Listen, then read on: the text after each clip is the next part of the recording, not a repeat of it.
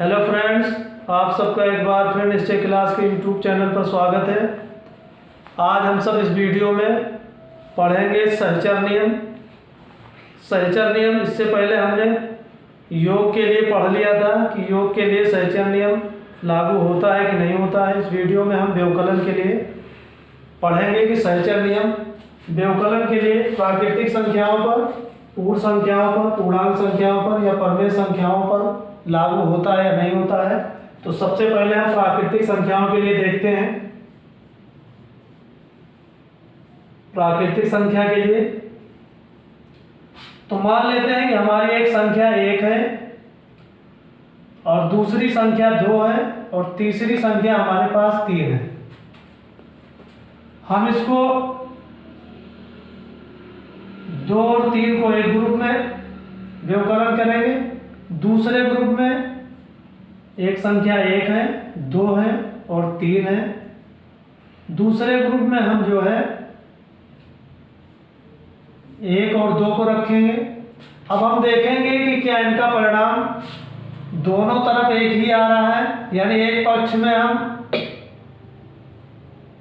2 संख्याओं का एक समूह बनाते हैं जबकि दूसरे पक्ष में किसी एक संख्या को जो पहले में समूह में ली गई थी उसको बाहर करते गए, फिर 2 संख्याओं का समूह बनाते हैं। यदि दोनों का परिणाम बराबर आता है, दोनों तरफ एक ही परिणाम मिलता है, तब तो सहचर नियम लागू होगा, वरना सहचर नियम लागू नहीं होगा। तो आइए हम देखते हैं। यहाँ पर हमको मिला -1 और ब्रैकेट के अंदर भी हमको -1 मिला और यहाँ पर मिला हमको -1 और ब्रैकेट के बाहर हमारे लिए 3 लिखा ही हुआ है। अब यहाँ हम देखते हैं कि माइनस माइनस जब बाहर आएंगे तो प्लस हो जाएंगे, तो 1 और 1 प्लस हो गया, जबकि इनका परिणाम हमें 2 देखने को मिल रहा है। और यहाँ हम देख पा रहे हैं कि माइनस जब बाहर आया तो -1 और ये -3 है ही है। अब यहाँ माइनस माइनस प्लस हो जाएंगे और ये हो जाएगा -4। अब हम यहाँ देख रहे हैं कि एक तरफ हमारा परिणाम 2 आ रहा है तो दूसरी तरफ -4 आ रहा है। इसलिए हम ये कह सकते हैं कि सहचर नियम व्यवकलन के लिए प्राकृतिक संख्याओं पर लागू नहीं होता। इसके बाद हम देखते हैं पूर्ण संख्याओं के लिए।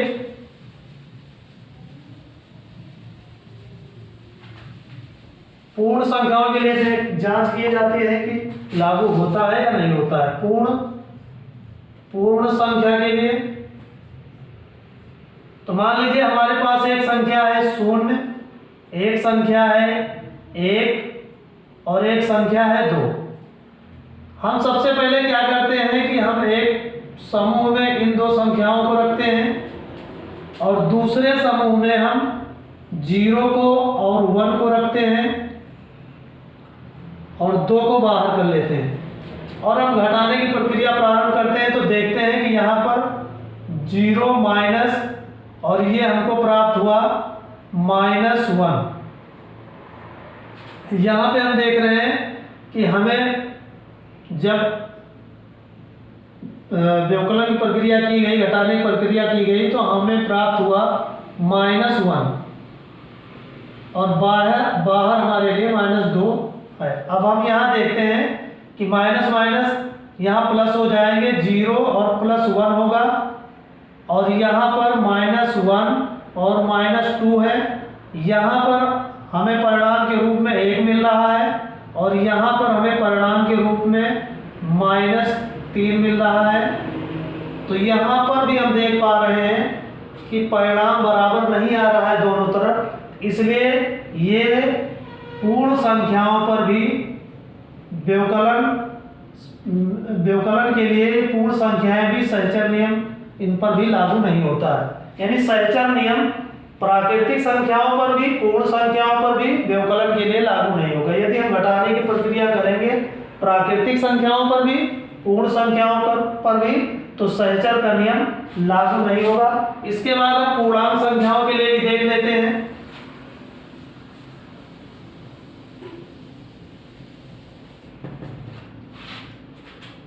तो पूर्णांक संख्याओं के लिए हम देखते हैं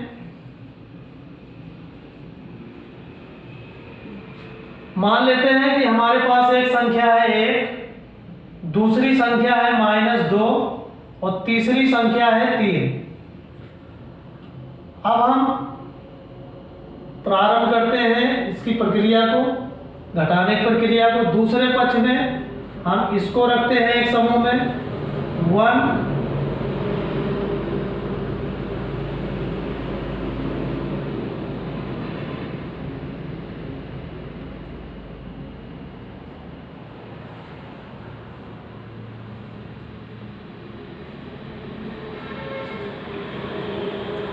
अब हम देख रहे हैं कि हमने एक समूह में -2 और यानी 3 को रखा, -2 के साथ 3 को रखा व्यवकलन के लिए, और दूसरे पक्ष में हमने 1 को रखा और -2 को रखा और 3 को बाहर किया।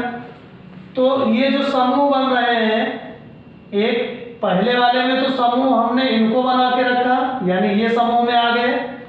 अब दूसरे वाले में हमने 3 को बाहर रखा और 1 और 2 समूह में आ गए।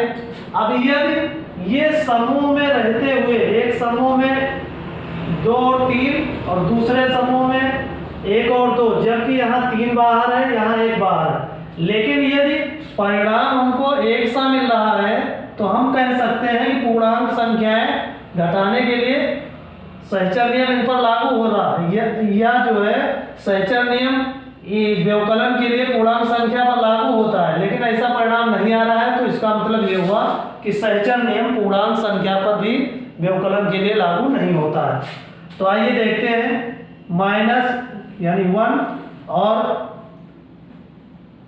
यहाँ पर हमें प्राप्त हुआ माइनस माइनस प्लस हो गया और संख्या माइनस का रहेगा, और यहाँ 5 मिला हमें, और इधर माइनस हो गया और यहाँ हमें -1 मिला।